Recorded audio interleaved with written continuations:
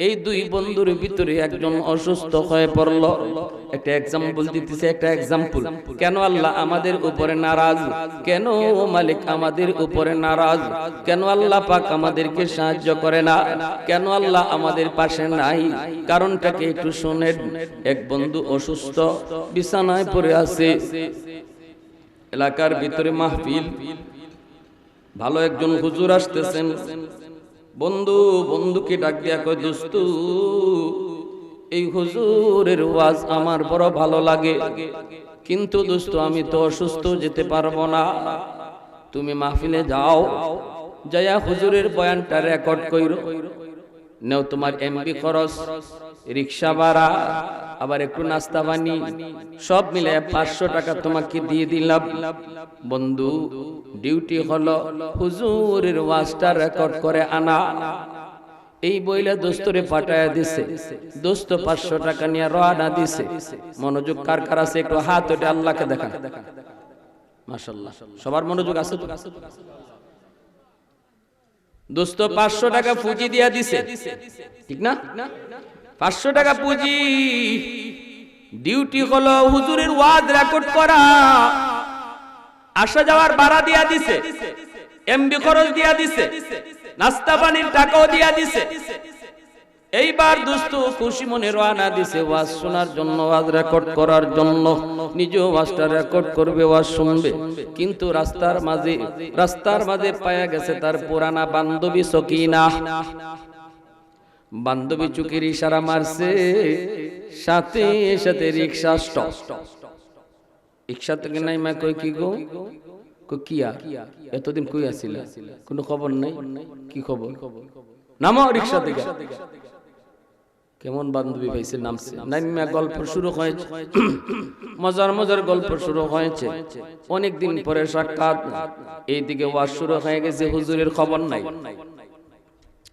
ওয়াজ যেই হুজুরের বয়ান রেকর্ড করার জন্য রওনা দিল, ওই হুজুরের বয়ান শুরু হয়ে গেছে, তার খবর নাই। বান্ধবীর সাথে গল্প করে। এক পর্যায়ে বান্ধবী কয়, এতদিন পরে তুমি আমাকে পাইছো, আমি তোমাকে পাইছি, কিছু খাওয়াইবা না? কয় খাওয়াইবো, একটু খারো, নবীগঞ্জ থেকে মিষ্টি লইয়া আই। পকেটে টাকা তো আছেই। বন্ধু দিছে কয়শো, জোরে কন্যা কয়শো। গেছি গে নবীগঞ্জ, কি হইতো বনফুল থেকে মিষ্টি আইনা বান্ধবীর মিষ্টি খাওয়ায়। যেই টাকা বন্ধু দিছিল ওয়াজ রেকর্ড করার জন্য, এই টাকা দিয়ে বান্ধবীর মিষ্টি খাওয়ায়। মিষ্টি মুষ্টি খাওয়াইয়া ওয়াজের ফতে ওয়াজ শেষ, বান্ধবীর সাথে কথাও শেষ। এইবার সে কি করবে? বড় লজ্জা, ওয়াজও রেকর্ড করতে পারলো না। পরের দিন বন্ধুর কাছে আসছে বড় লজ্জায়, আইসা মাথা নিচের দিকে দিয়া বসা। বন্ধু কই, দোস্ত কই আমার ওয়াজটা দে। তখন কই, দোস্ত কেমনে কই, বড় লজ্জা লাগে। কেন, কি হইছে? কইও না, পুরানা বান্ধবী সকিনায় পায়া গেছিল। কয়ের পরে আমার চোখের ইশারায় নামায়া ফেলছে। তারপরে কয়ের পরে দুই গাল গল্প হইছে। তারপরে কয়ের পরে মিষ্টি খাওয়াইছি। কইতো আমার ওয়াজ কই? ওয়াজ কই হইবা? ওয়াজের মাটি তো যেতাম পারছি না। ওয়াজের মাটি তো যেতাম পারছি না, সারেনি আমার।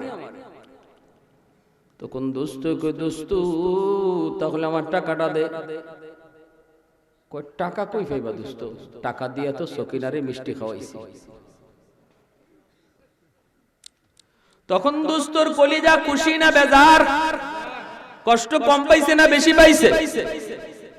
দিলের ভিতরে এমন চুট লাগলো, আর বলতেছে, দোস্ত রে, এতদিন পর্যন্ত তোর সাথে আমি চলছি, সর্বদা তোর সামনে দাঁড়ায় থাকছি, তোর সাথে নিয়ে হাঁটছি। আজকে তোরে আমি একটা ডিউটি দিয়ে পাঠাইলাম, আবার ফুজিও দিলাম আমি। যাওয়া আসা যাওয়ার ভাড়া, এমবি খরচ সহ 500 টাকা তোরে ফুজি দিলাম। এই ফুজি দিয়া তোরে ডিউটি দিছি একটা, হুজুরের ওয়াজটা রেকর্ড করা। দোস্ত তুই করলি কি? তুই যদি ওয়াজটা রেকর্ড করতি, আর যদি আসা যাওয়ার প্রতি এক দুই গাল গল্প বান্ধবীর সাথে করতি, অথবা আরো কিছু খাওয়া দাওয়া করতি, আমি জানি এমবি খরচে তার 500 টাকা খরচ হবে না। কিন্তু আমি যদি তোর কাছ থেকে আমার ডিউটি ওয়াজ পাওয়া যাইতাম, হয়তো আমি তোর কাছ থেকে বাকি টাকার হিসাব আমি নিতাম না। আল্লাহু আকবার, জোরে কথা। আমি বলতাম না এমবি খরচ হয়েছে 250, বাকি 250 তুই কোন পথে ব্যয় করলি, এত হিসাব তোর কাছ থেকে হয়তো আমি চাইতাম না, কারণ আমি আমার ডিউটি পেয়ে গেছি। কিন্তু তুই আমার দেওয়া পুঁজি আজকে তুই সকিনার তুলে ব্যয় করে দিলি, অথচ আমার ডিউটিটা তুই পালন করলি না। ঠিক আছে, আজকে থেকে তুই তোর পথে, আমি আমার পথে। আজ তোকে তোর সাথে আমার কোনো বন্ধুত্ব নাই। পরের দিন দোস্তরে বাজারে একজনে ফিটায়, আর সে তাকায় দেখে, মানুষে কয় কি মিয়া, ও মিয়া তোমার দোস্তরে মানুষে পিটায়, তুমি তাকায় দেখো। অন্যদিন তো দেখলাম তুমি সবার আগে যায় দাঁড়াইছো, বন্ধুরে মারার আগে আমাকে মার। আজকে তুমি তাকায় দেখো, ফিরাও না, সাহায্য করো না, ঘটনা কি? তখন কষ্ট পায়া কয়, ওর কপালে আরো পিটা দরকার। ওর কপালে আমার তো বন্ধু আমি বেশি কিছু করতে পারি নাই, কিন্তু দুশ্মনে যখন পিটায় তখন চায় দেখে আর কয় ওরে আরো ফিডা, ওর কপালে আরো ফিডা দরকার। ঠিক তেমনি আল্লাহ পাক রব্বুল আলামিন কয়, বান্দারে ও বান্দা, হাতটা আমি আল্লাহর দেওয়া ফুজি, পাটা আমি আল্লাহর দেওয়া ফুজি, চোখটা আমি আল্লাহর দেওয়া ফুজি, সুস্থই বিবেক আমি আল্লাহর দেওয়া ফুজি। এই ফুজিটা দিয়ে আমি আল্লাহ তোরে একটা ডিউটির জন্য পাঠাইছি। ডিউটিটা হলো আমি আল্লাহর গোলামি। যদি আমার গোলামিটা তুই ঠিক মতো করতি, দুনিয়া চলাফেরা করতে যায় বলতুটি ডাইনে বামে কিছু হয়ে যাইতো, আমি আমার ডিউটি যদি ঠিক মতো পাইতাম, হয়তো অনেক কিছুর প্রশ্ন আমি করতাম না। কিন্তু আজকে তুই আমার ডিউটি ভুলে গেলি, আমার ফুজি তুই সকিনার তুলে ব্যয় করলি, আমার হাত সকিনার তুলে ব্যয় করলি, আমার দেওয়া বিবেক সকিনার তুলে ব্যয় করলি, আমার দেওয়া চোখ সকিনার তুলে ব্যয় করলি। ঠিক আছে, তুই যখন আমার কথা ভুলে গেলি, তুই আজ তোর পথে তুই থাক, আমিও আমার পথে। আমি আল্লাহ তো ঘোষণা দিছিলাম, আল্লাহু ওয়ালিয়ুল্লাযীনা আমানু, আমি ঈমানওয়ালাদের বন্ধু। যতদিন পর্যন্ত ঈমানদার আমার ডিউটির কথা ইয়াদ রাখছে, ততদিন পর্যন্ত আমি তাদের বন্ধু ছিলাম, আজও তাদের বন্ধু আছি। কিন্তু যারা আমার ডিউটি ভুলে যায়, আমার দেওয়া ফুজি সকিনার তলে লাগায়, তাদের সাথে আমার কোনো আর বন্ধুত্ব নাই। এখন দুশমন আমাদেরকে মারে, আল্লাহ চায়া দেখি, যেই আল্লাহ সব সময় আগে যায় দাঁড়াইতো, আমার বন্ধুকে মারবি না, আগে আমি আল্লাহর সাথে বুঝ। আল্লাহু আকবার, জোরে বলেন। যেই মালিক কইতো সাবধান, আমার ঈমানওয়ালা বন্ধুদের সাথে কথা বলবার আগে আমি আল্লাহর সাথে বুঝ পরামর্শ করো, সেই মালিক আজকে চায় দেখি আমরা মাইর খাই। কারণ হলো আমরা মালিককে কঠিন ভাবে নারাজ করে ফেলেছি, আমরা আমাদের বন্ধুকে কঠিন ভাবে নারাজ করে ফেলেছি। এজন্য তিনি আজকে দেখতেছেন, এরপরও সাহায্য করেন না, দেখতেছেন এরপরও আগে আসেন না। অতএব এই মুহূর্তে আমাদের সবচেয়ে বড় করণীয় হলো বন্ধুকে রাজি করা। প্রথম কাজ হলো আসল বন্ধু চিনা, কে আমাদের প্রকৃত বন্ধু, আমেরিকা, রাশিয়া, চীন, ভারত নাকি আল্লাহ, এটা আগে নিজেরে বুঝো। বন্ধু কেডা এটা আগে বুঝো, এরপরে বন্ধুর ডিউটি পালন করো, বন্ধুরে খুশি রাখো, তাহলেই আল্লাহ রাব্বুল আলামিন কয় তখন আর তোমার ময়দানে নামিয়া যুদ্ধ করা লাগবে না, তুমি শুধু ময়দানে দাঁড়ায়া থাকবা। পিছন থেকে মারমু আমি আল্লাহ। পিছন থেকে মারবেন কে? আল্লাহ। ইল্লা মান তাবা ওয়া আমানা ওয়া আমিলা আমালান সালিহা ফাউলাইকা ইউবাদদিলুল্লাহু সাইয়্যাতিহিম হাসানাত ওয়া কানাল্লাহু গফুরার রাহিমা। আল্লাহ পাক রব্বুল আলামিন পবিত্র কোরআনের সূরা ফুরকানের এই আয়াতের ভিতরে আল্লাহকে কেমনে খুশি করতে হয় আল্লাহ পাক এই সূরাটা শিখায় দিবেন। আল্লাহ পাক বলেন, জানোনি কিভাবে আমাকে খুশি করা যায়?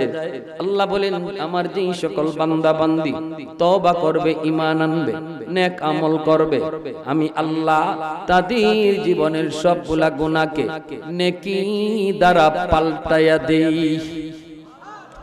তওবাকারীর জীবনের সবগুলি তওবা আল্লাহ পাক তওবার খাতিরে, তওবাকারীর জীবনের সবগুলি গুনাহকে আল্লাহ পাক তওবার খাতিরে নেকি বানায়া দেয়।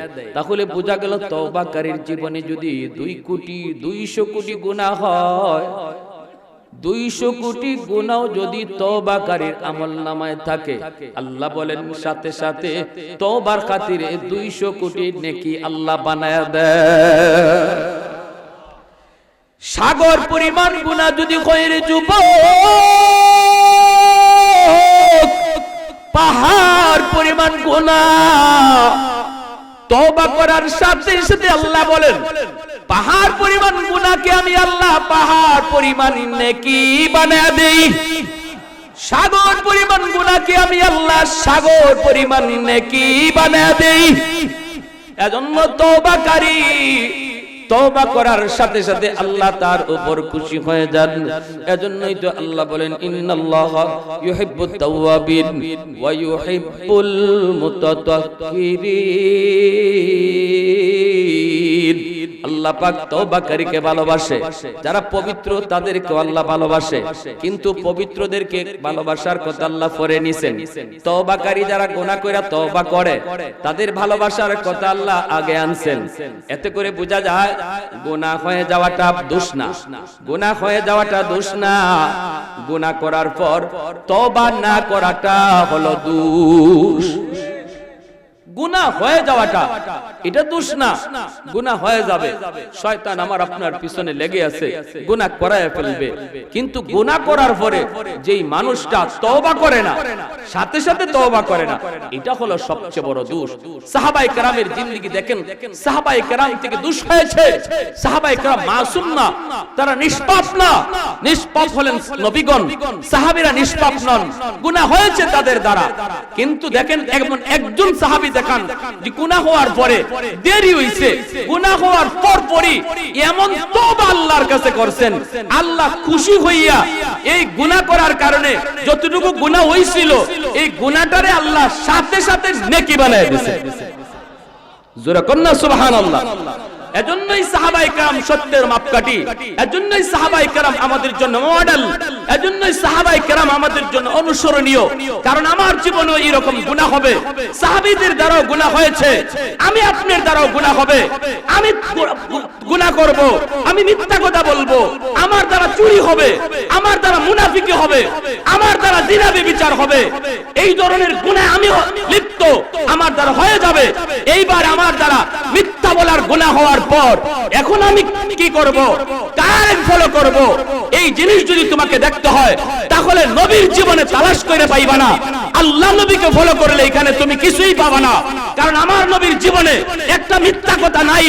মিথ্যা বলার পরে কি করতে হয় নবীর জীবন তালাশ করলে পাবা না, সাহাবীর জীবন তালাশ করো, দেখবা মিথ্যা হয়ে গেছে, সাথে সাথে তওবা করে ফেলছে। এজন্যই নবী বলেছেন, আসহাবী কান নুজুম বিআইয়িহিম ইকতাদাইতুম ইহতাদাইতুম। আমার একজন সাহাবীকে অনুসরণ করো, তোমরা জান্নাতের পথ পেয়ে যাবে। একজন সাহাবীকে অনুসরণ করো, জান্নাতের পথ পেয়ে যাবা। সাহাবায়ে কেরামের দ্বারা এমন তওবা হয়েছে, গুনার পরে এমন তওবা, ওই গুনার দ্বারা যেই পরিমাণ গুনাহ আমলনামা উঠছিল, তওবার সাথে সাথে আল্লাহ ওই পরিমাণ নেকি বানায় দিয়া দিয়েছে। তাহলে বলেন এখন আমলনামায় গুনাহ আছে না খালি নেকি আর নেকি? নেকি আর নেকি। তওবাকারী তার আমলনামায় গুনাহ থাকে না, খালি নেকি আর নেকি থাকে। কবির হুজুর নেকি করলো কই, নেকি করলে না নেকি পাইতো, নেকি করা লাগে না। তওবাকারী নেকি করা লাগে না, তওবাকারী নেকি করন লাগে না। কইবেন কেমনে? তো তওবাকারীর নেকি করা লাগে না, এই আয়াতে আল্লাহ নিজে বলতেছেন তওবাকারী তওবার পরে তার গুনাহরে আল্লাহ নেকি বানায় দেয়। গুনারে আল্লাহ নেকি বানায় দেয়, গুনারে আল্লাহ নেকি বানায় দেয়। সে যে গুনাহটা করছে যদি আল্লাহর হক নষ্ট করে থাকে এটার কাজা করে, মানুষের হক যদি নষ্ট করে থাকে এটা ফেরত দেয়। আর কয় আল্লাহ জীবনে আর এই গুনাহ করব না, তখন আল্লাহ পাক ওই গুনাহটা যদি তার 200 কোটি গুনাহ হয় মুহূর্তের ভিতরে আল্লাহ পাক 200 কোটি নেকি বানায় দেয়। এজন্য হাসরের মাঠে তওবা করি আমলনামা দেখে খুব আল্লাহ এটা আমার না, তোমার ফেরেশতারা ভুল করছে, মনে হয় এটা আর কেউ আমলনামা আমাকে ভুলে দিয়ে দিছে, আল্লাহ এত নেকি আমি করছি না, এটা ফেরেশতারা ভুল করছে। আল্লাহ কইব ফেরেশতারা আমার ভুল করে না, আমার ফেরেশতারা ভুল করে না বান্দা, ফেরেশতারা ভুল করে না, হতে ভুল না করলে এত নেকি আইলো কই থেকে, আমি তো এত নেকি করছি না। তখন আল্লাহ পাক কুদরতি মুস্কি হাইসা বলবে বান্দা ওই যে মাহফিলে বৈশা বৈশা দিলটারে নরম করে কইছিল আল্লাহ জীবনে যা রোজা ছাড়ার ছাড়ছি মালিক, ভুল করেছি আর জিন্দেগিতে একটা রোজা ছাড়বো না। তোমার এই কথাটা বলার সাথে সাথে ওই জীবনের পিছনের জীবনের সবগুলা গুনাহকে আমি আল্লাহ আমার তরফ থেকে নেকি দিয়া বইরে দিয়ে দিছি, আমার তরফ থেকে নেকি বানায় দিছি। প্যারে হাজির, এজন্য আল্লাহর নবী রহমতের নবী বলেন জানোনি জমিন প্রতিদিন আল্লাহর কাছে আবদার করে মালিক ও মালিক অনুমতি দাও, আলা কুল্লা ইয়াউমিন ওয়াল আরদা ইস্তাজিলু রাব্বাহু, আল্লাহ পাক বলেন ওয়াল বাহরা ইস্তাজিলু রাব্বাহু ওয়াল মালাইকাতু ইস্তাজিলু রাব্বাহু। আল্লাহ পাক বলেন জমিন প্রতিদিন আল্লাহর কাছে আবদার করে আল্লাহ অনুমতি দাও। ওই যে বেনামাজি আমি জমিনের উপর দিয়া হেঁটে হেঁটে যায়, ওর পায়ের আওয়াজ আমি কতকাল শুনবো। ও মালিক ওই যে দেখো সুদখোর আমি জমিনের উপর দিয়ে কিভাবে হাঁটে, ওর পায়ের বোঝা আমি আর কতকাল সইব। আসবিরু ইলা মাতা আসবিরু, আপনাদের এই পুরুষোত্তমপুরের জমিন আমার নবীর হাদিসের ভাষায় রে যুবক, এই এলাকার জমিন ও প্রতিদিন সকাল বেলা আল্লাহর কাছে আবদার করে আল্লাহ ওই যে দেখো ফজরের নামাজ না পইরা নাফরমান আমি জমিনের উপর দিয়ে কেমন করে হেঁটে হেঁটে যাইতেছে, আল্লাহ তুমি অনুমতি দেবানি। আসবিরু ইলা মাতা আসবিরু, আমি আর কত কাল এই নাফরমানের পায়ের বোঝা নিব, একটু অনুমতি দাও, আমি জমিন ফেটে যাই, ওরে জমিনের ভিতরে গিলে ফেলি। আল্লাহ বলেন জানোনি ও দুনিয়ার বান্দা বান্দির দল, এইভাবে প্রতিনিয়ত জমিন তোমাদেরকে গিলে ফেলার জন্য আবদার করে, কিন্তু আল্লাহ পাক বলেন এরে জমিন থাম থাম, এ জমিন আমি আল্লাহ দেখতেছি এই জমিনের ভিতরে কেমন গুনাহ হয়, কেমন অত্যাচার হয়, কেমন জুলুম হয়, তারপরও আমি কেন আমার বান্দা বান্দিরে ধরি না জানোনি? কারণ এই মানুষকে আমি আল্লাহ আমার নিজের হাত দিয়া বানাইছি। আসমান আল্লাহ বানাইছেন কুন ফায়াকুন বইলা, জমিন আল্লাহ বানাইছেন কুন ফায়াকুন বইলা, ফেরেশতা আল্লাহ বানাইছেন কুন ফায়াকুন বইলা, কিন্তু আমারে আপনারে আল্লাহ পাক কুন ফায়াকুন বলে বানায় না। আমাকে আপনাকে যখন আল্লাহ বানাইছে আল্লাহ বলে খালাকতু বিয়াদাইয়া, আমি আমার বান্দা বান্দিকে আমার নিজের হাত দিয়া বানাইছি। কারণ এই চেহারার মধ্যে এত দামি কপাল, এই কপাল দিয়া বান্দা আমার কুদরতি কদমে সিজদা দিবে, এই কপালটার এত দাম, এই কপাল ফেরেশতাদের হাতে বানাইলে হয় না, এই কপাল কুন ফায়াকুন বলল হয় না। আমি আল্লাহ এই কপালটা নিজের হাত দিয়ে বানাইছি, কারণ এই কপাল দিয়া বান্দা যদিও ফজরের সময় আমাকে সিজদা দেয় নাই রে জবিন, জোহরের সময় আমার বান্দা আমার কদমে আইসা সিজদা দিয়া দিবে। জোহরে দেয় নাই, আসরের সময় বাকি আছে, আসরে দেয় নাই মাগরিব। আল্লাহ পাক বলে এইভাবে আমার জীব আমার বান্দা কখন কোন জায়গায় কোন অবস্থায় জানি, কোথায় যায় জানি তওবা করে ফেলে, কোন মাহফিলে যায় জানি বসে রে চোখের সামনে যখন দেখবে বন্ধু অল্প বয়সে কবরে চলে গেল, খেলার সাথী আজকে কবরে শায়িত, লেখাপড়ার সাথী আজকে কবরে শায়িত।